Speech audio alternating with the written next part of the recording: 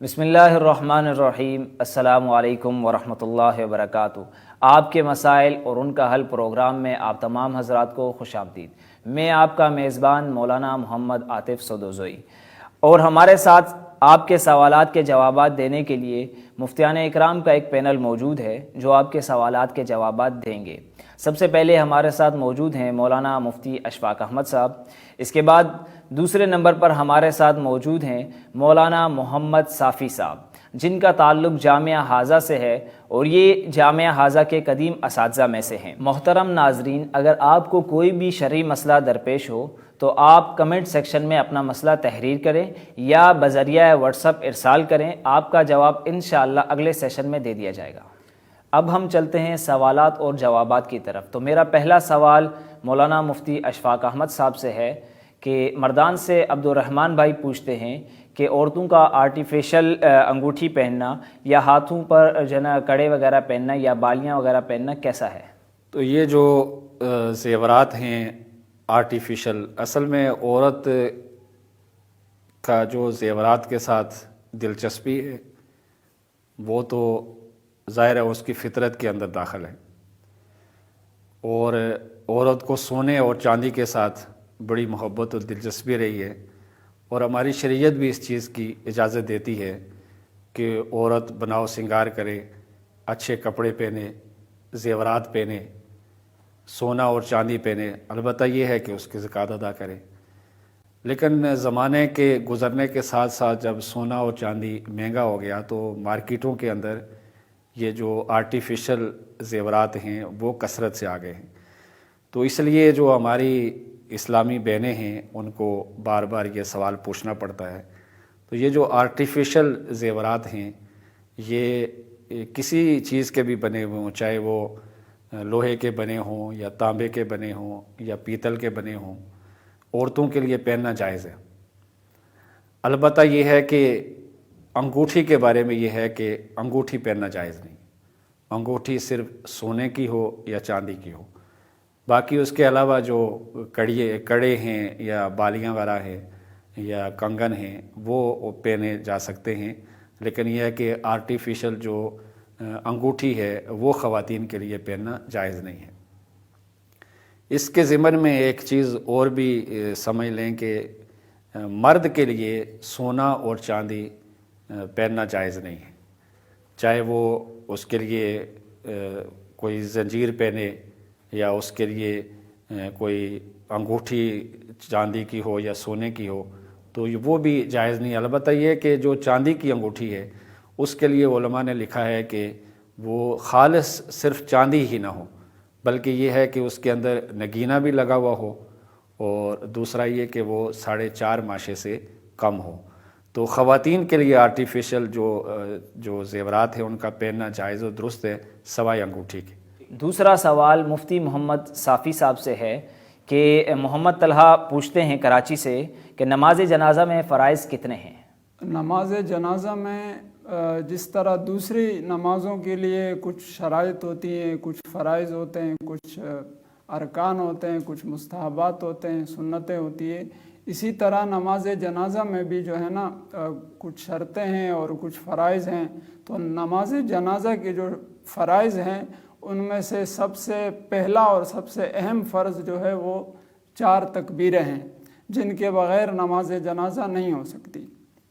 لوگ یہ غلطی کر جاتے ہیں کہ نماز جنازہ کی جو تکبیرات ہیں وہ زبان سے ادا نہیں کرتے، بلکہ جس طرح امام کر رہا ہوتا ہے ہاتھ اٹھا لیتے ہیں لیکن زبان سے تکبیر ادا نہیں کرتے، تو اس وجہ سے وہ فرض رہ جاتا ہے، جس کی وجہ سے نماز جنازہ ادا نہیں ہوتی۔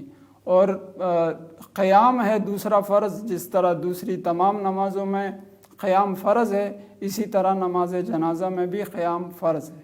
تیسرا سوال میرا مفتی محمد اشفاق صاحب آپ سے ہے کہ اسلام آباد سے ایک بہن پوچھتی ہیں کہ آیا بہنیں اپنے بھائیوں سے میراث کا مطالبہ کر سکتی ہیں یا نہیں؟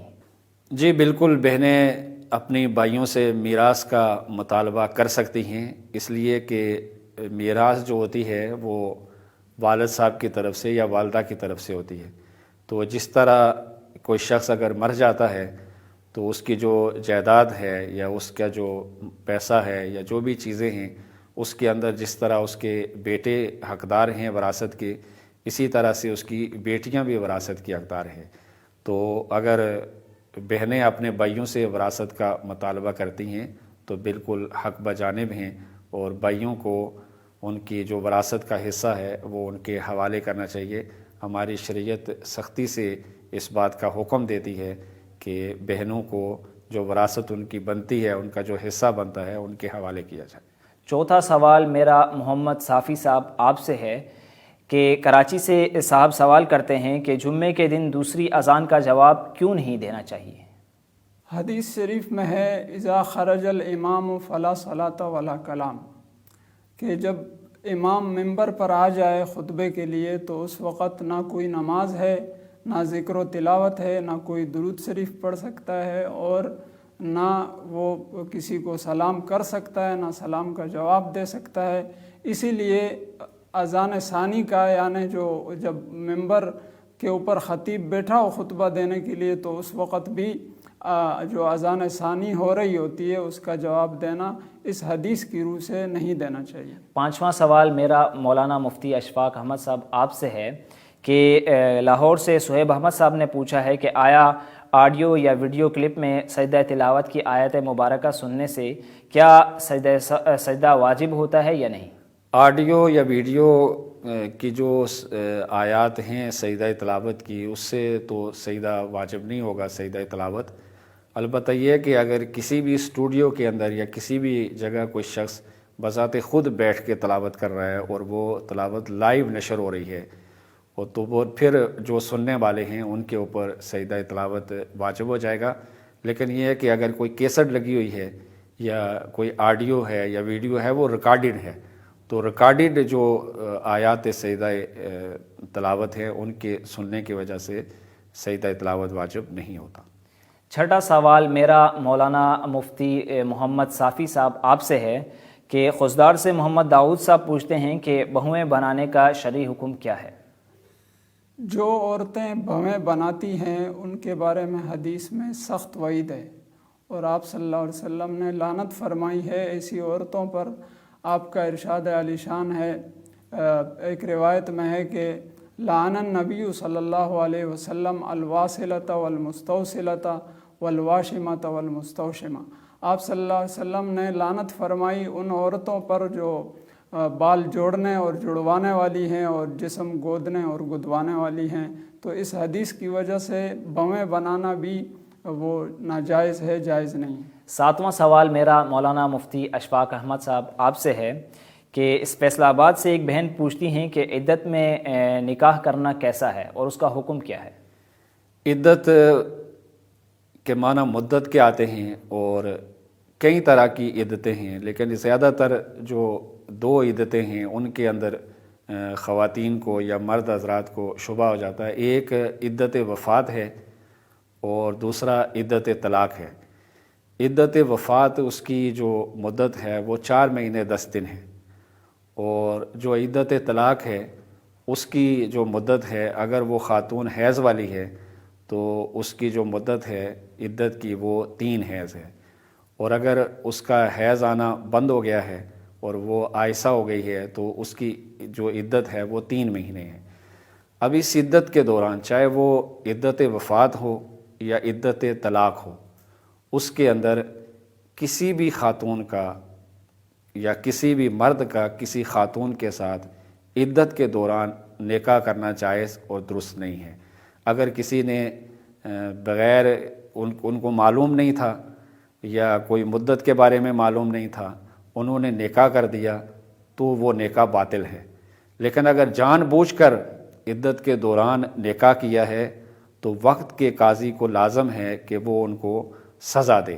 البتہ یہ ہے کہ عدت کے دوران جو نکاح کیا ہے وہ نکاح باطل تو ہے، لیکن اس کی وجہ سے وہ دونوں گنہگار ہوئے ہیں، لیکن ان کے اوپر جو زنا کی جو حد ہے وہ تو جاری نہیں ہوگی۔ لیکن یہ ہے کہ وہ نکاح باطل ہے، اور فوری طور پر جب بھی ان کو پتہ چلے یا ان کو یہ معلوم ہو جائے یا مسئلہ معلوم نہ ہونے کی وجہ سے یا کسی بھی وجہ سے انہوں نے عدت کے دوران نکاح کر دیا ہے تو وہ نکاح باطل ہو جائے گا اور وہ عورت اس مرد سے جدا ہو جائے گی۔ بہت بہت شکریہ مفتیان اکرام، آپ نے اپنا قیمتی وقت ہمیں دیا. اور محترم ناظرین، انشاءاللہ آپ سے اگلے سیشن میں ملاقات ہوگی. جب تک ہمیں اجازت دیجیے. السلام علیکم ورحمۃ اللہ وبرکاتہ.